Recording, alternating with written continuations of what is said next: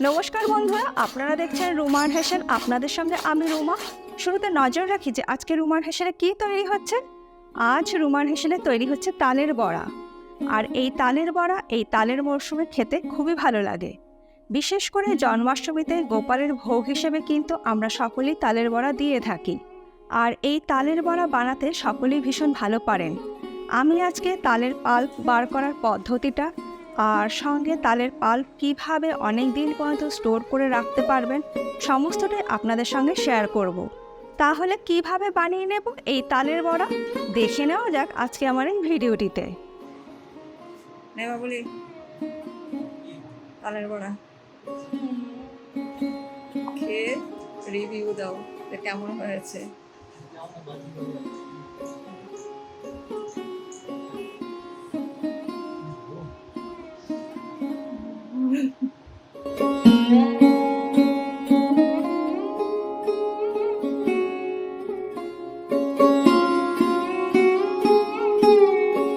তালের বড়া বা তালের ফুলুরি বানানোর জন্য নিয়েছি একটা পাকা তাল। বাজারে দু ধরনের তাল পাওয়া যায়, একটা কালো ধরনের তাল আর একটা একটু লালচে ধরনের তাল। চেষ্টা করবেন কালো তালটা কিনবার, কারণ কালো তালটা মিষ্টি হয়। আমার এই তালটা ভীষণই পাকা, সেই কারণে তালের মাথার দিকটা খুব সহজেই ছাড়িয়ে নেওয়া গেল। আর যদি পাকা না হতো তাহলে কোনো ছুরি বা চাকুর সাহায্যে খুলে নিতে হতো। এবার আমি তালের খোসাটাকে আস্তে আস্তে ছাড়িয়ে নিচ্ছি। প্রথমে তালের গা থেকে সম্পূর্ণ খোসাটাকে আমি ছাড়িয়ে নেব। তালের গা থেকে সমস্ত খোসা ছাড়িয়ে নেবার পর তালের আটিগুলো আলাদা করে নিচ্ছি। আমার এই তালটা থেকে 3টে আটি বেরিয়েছে। এবার এই আটিগুলোর ওপর খুব অল্প পরিমাণে জল দিয়ে হাত দিয়ে একটু আটিগুলোকে রগড়ে নেব, যাতে পাল্পটা বার করতে সুবিধা হয়। খুব বেশি জল ব্যবহার করার দরকার নেই, অল্প একটু জল দিলেই হবে। আমি এই রকম একটা ছাঁকনি নিয়েছি তালের পাল্পটা বার করার জন্য।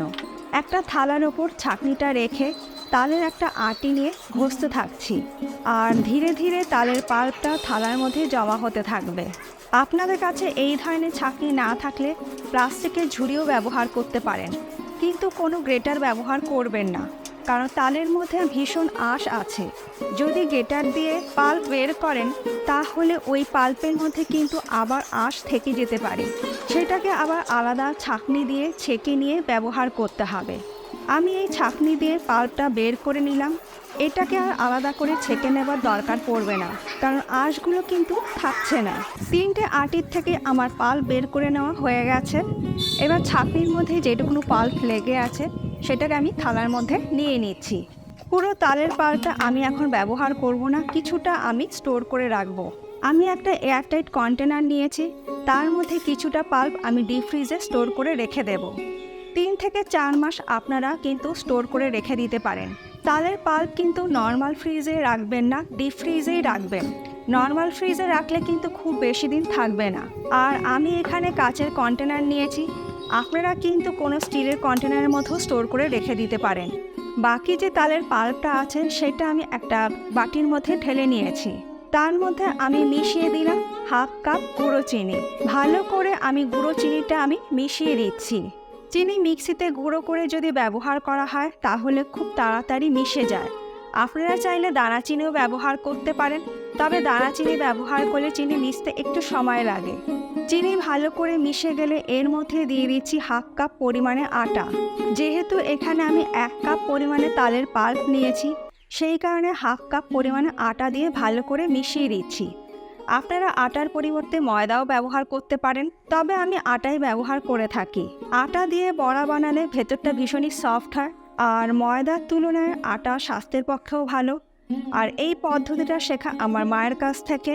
যাই হোক, দিয়ে দিচ্ছি 2 টেবিল স্পুন চালের গুঁড়ো। আপনারা চাইলে চালের গুঁড়োর বদলে সুজিও ব্যবহার করতে পারেন। আর জন্মাষ্টমীতে যখন গোপালের ভোগের জন্য যখন আপনারা তালের বড়া বানাবেন সেক্ষেত্রে চালের গুঁড়ো ব্যবহার করবেন না, সুজিই ব্যবহার করবেন। চালের গুঁড়োটা ভালো করে মিশিয়ে নেবার পর এর মধ্যে দিয়ে দিচ্ছি হাফ কাপ কোরানো নারকেল আর খুব সামান্য পরিমাণে একটু নুন। সমস্ত কিছু দিয়ে আবারও একসাথে ভালো করে মিশিয়ে নিচ্ছি। তালের বড়ার জন্য ব্যাটারটা খুব বেশি পাতলাও হবে না, আবার খুব বেশি টাইটও হবে না। দেখুন আমার ব্যাটারটা কিন্তু খুব বেশি টাইটও হয়নি, খুব বেশি পাতলাও হয়নি। তবে সুজি ব্যবহার করলে একটু পাতলা করবেন, কারণ সুজিটা পরে ফুলে গিয়ে একটু টেনে যায়। তাহলে সুজি ব্যবহার করলে একটু ব্যাটারটা পাতলা করবেন। সব কিছু আমার ভালো করে মিশিয়ে নেওয়া হয়ে গেছে। এবার আমি ঢাকা দিয়ে 10 মিনিট রেখে দেব। 10 মিনিট পর আমি কড়াইতে তালের বড়া ভাজার জন্য দিয়ে দিচ্ছি পরিমাণ মতন সাদা তেল। তেলটাকে ভালো করে গরম করে নেব। আর তেল গরম হতে হতে দেখে নিই আমাদের ব্যাটারটা কেমন রেডি হয়েছে। এবার এই ব্যাটারের মধ্যে দিয়ে দিচ্ছি অল্প পরিমাণে একটু মৌরি। মৌরিটাকে দিয়ে আবারও একবার ভালো করে মিশিয়ে নিয়ে বড়াগুলোকে এবার ভেজে নেব। হাতে করে অল্প একটু ব্যাটার তুলে নিয়ে গরম তেলের মধ্যে আমি বড়াগুলোকে এবার ছেড়ে দিচ্ছি। আর এই সময় আমি গ্যাসের ফ্লেমটাকে একদম লোতে রেখেছি। হাই ফ্লেমে ভাজবেন না, তাহলে কিন্তু বড়াগুলো পুড়ে যেতে পারে। লো ফ্লেমেই রাখবেন। তারপরে মিডিয়াম ফ্লেমে মিনিট 3-4 সময় ধরে বড়াগুলোকে ভেজে নিতে হবে। একটু লাল করে বড়াগুলোকে ভেজে নিতে হবে। আমাদের প্রথম ব্যাচের তালের বড়া বা তালের ফুলুরি একদম রেডি। তেল ঝরিয়ে নিয়ে একটা ঝুড়ির মধ্যে রেখে দিচ্ছি। এইভাবে আমি বাকি তালের বড়াগুলোকেও ভেজে নেব।